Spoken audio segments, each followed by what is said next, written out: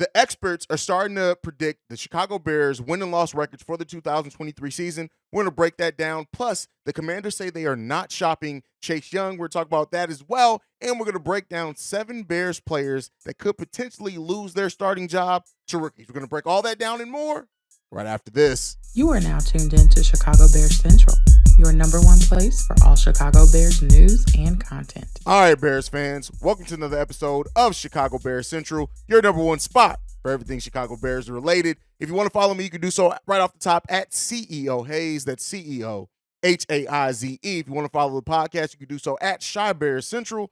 But let's go ahead and get into the content. So the quote-unquote experts have started predicting the Bears win and loss record for the 2023 season. We're just going to go over that a little bit, kind of see where everyone has us at, and if I agree with that or not. So looking at that first, ESPN has predicted the Bears to have over 7.5 wins in the 2023 season. That means that they are predicting the Bears to basically win 8 games or more. I think that's a pretty fair assessment, really, when you look at it.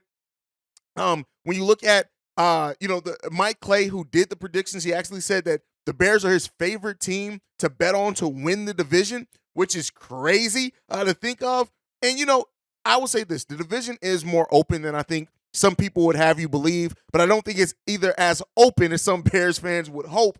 But I think that the Bears, if everything come together, absolutely could win the division as well. CBS Sports picked between 6 and 11 wins for the Chicago Bears, which 6 is on the low end, 11 is on the very high end. If you look at the median between the two of that, you're looking at about 8.5, 9 wins. So, again, I think that's a pretty fair assessment. But if the Bears win 11 games this season, best believe we're going to be extremely happy on that one. Will Brinson, who did the predictions there, says this: I actually like the Bears a bit this year, largely because the improvements around Justin Fields moves up the range of outcomes for Chicago on the week-to-week basis. The Bears getting in the mix for the division wouldn't be surprising at all. Pro Football Focus has the Bears slated at 7.5 wins, and Fox Sports has us between 8 and 9 wins on the season, and Sports Illustrated has us between 5 to 12 wins for the Chicago Bears. What does that mean? That means that there's still really, when you try to evaluate that and look at it and break it down, I think a lot of people don't really know yet how the Bears are going to shake out. And that makes sense when you look at the fact that it's hard to predict development, right? Yes, we expect Justin Fields to develop more this season. Yes, we look at the weapons that Justin Fields now has at his use, and we expect that to be a better output. But we have so many rookies that are probably going to be in key positions for the Chicago Bears and second-year players that it's really hard to predict how things are going to progress. There's enough questions as well around Darnell Mooney, the health there to at least start the season. Questions around Luke Getsy and his play calling as well. So I kind of expected where we sit right now with most major outlets and their predictions for the Chicago Bears. But here's what I'll say on that. The predictions don't mean shit, right? I just went through it all because it is something to talk about, but it really doesn't mean anything. How they perform on the field is what matters. And if this team does have a rookie that steps up maybe more than expected, if we do take a bigger leap offensively than what many people are expecting, and that defense, especially that linebacking core, and now what we've added on the interior defensive line, if that ends up working out for the Chicago Bears in the way that this franchise hopes it will, I absolutely think 8, 9, maybe even 10 wins is a possibility for the Bears. But it really comes down to how and what they show on the football field. That is the biggest question there. And that is something that we won't have an answer to. We'll start getting answers to once preseason rolls around and stuff. But even then, it may take this team a little while to start gelling with as many young players as we have on the team. But once that starts, once they get through about week 4, week 5, and we start seeing that cohesion come together, that's where the story is going to be told for the Chicago Bears. And we already talked about how they have a nice 6-game stretch in the middle of their schedule there that is going to test that team. And how they come out of that stretch may tell the story for the season. But let me know down below, what is your win and loss predictions for the Chicago Bears now that we've had a little bit more time removed from the draft, now that we've kind of, really kind of gotten more time to really see how this team is going to all fit, all the pieces are going to fit together.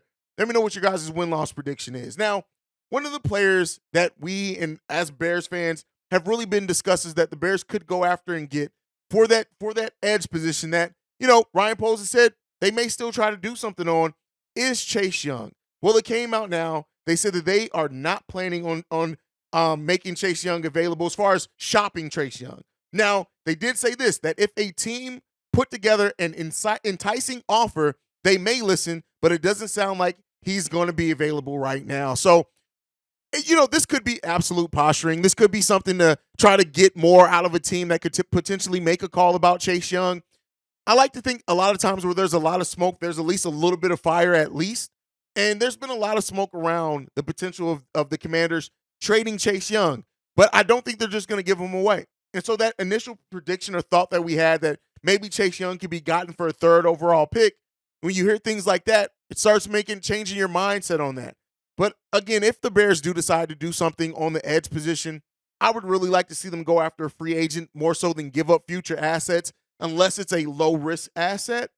So, we'll see what Ryan Poles has planned for that edge position.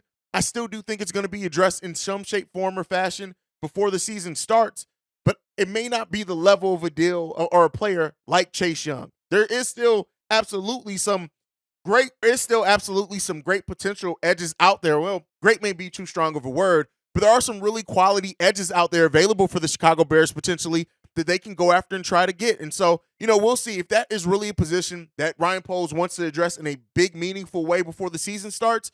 He'll definitely address it. But we very well may see the Bears roll with the defensive line that they have and maybe make a move before the trade deadline, before they worry about giving up assets, right? If you take a look at this team over the first month and a half of the season, and Ryan Poles really does think that an edge is what's needed to kind of open up the game a little bit more for everybody up on that defense, then we may see him then go after and be more willing to give up a third-round pick or something like that to bring in a player at that position.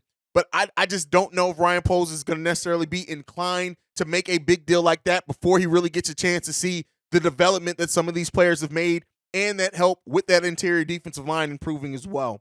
But before we go, we want to talk about, because we've had a lot of conversation about these rookies and who could start, right? And we haven't necessarily talked about who they would be replacing if they did get inserting into the starting lineup. So I want to talk about some veterans on this team that could lose their position to incoming rookies. And one of those, the first one up, you guys know, I gotta throw some shots at this man, and that is cornerback Kendall Vildor. When you look at him and the fact that he was the cornerback 3, for the most part, behind Jalen Johnson and Kyler Gordon, when you look at Tyreek Stevenson coming in, I don't think that position is going to be held long by Vildor if he's even the starter coming into the regular season. I think there's absolutely a world in which he is passed up via either in training camp or preseason by Tyreek Stevenson. But I also want to give credence to the fact that there's an absolute possibility that Vildor also starts off still as a cornerback 3, and then that position eventually goes to Tyreek Stevenson by the end of the season. So I definitely think he's the first one up that could be lose his position. Next one up, this is the C-Dub special, Cario Santos. I think when you look at the kicker, right, and the fact that he is entering the last year of his contract and what he's getting ready to get paid on that contract as well, when you look at the fact that we signed an undrafted kicker in Schmitz, it's Smith. I don't know how to say his name. I murdered it. It is what it is. But it's going to be a legitimate competition there. And I'm not C-Dub. I'm not going to completely crap on Santos. I think he only missed 2 field goals last season. Now, he did miss a lot of extra points.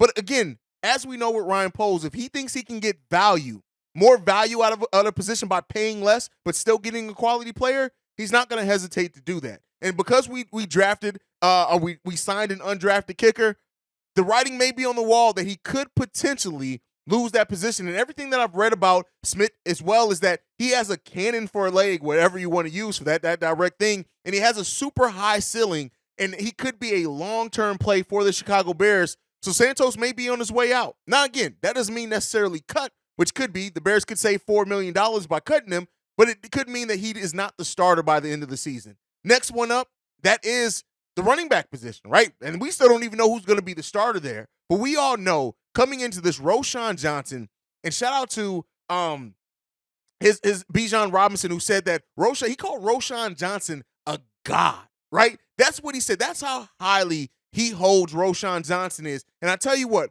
Roschon is going to get every opportunity to try to succeed. He's going to get every opportunity to try to turn heads. I don't necessarily think he's going to take over the starting running back position this year. I do think it eventually will be his, but I do think he may pass up whoever is the running back 2 by the end of the season, and we could see him in that. Could he be the running back 1 by the end of 2023? There's a lot of people who seem to think so. Us here, some of us do. Some experts think it as well. Continue to watch that. Next up, though, next up is Velus Jones. And he's not necessarily a starter either, but he could absolutely lose his spot in the rotation. When you look at like who we brought in, the fact that DJ Moore already came in, Tyler Scott's there, Velus Jones has to come in and show up. And if he does not show up in a big way, could be a ton of questions there. Next up is that interior defensive line. When you look at Andrew Billings and Justin Jones, and you look at Zach Pickens, Javon Dexter, I think one of those positions may end up going to one of those rookies.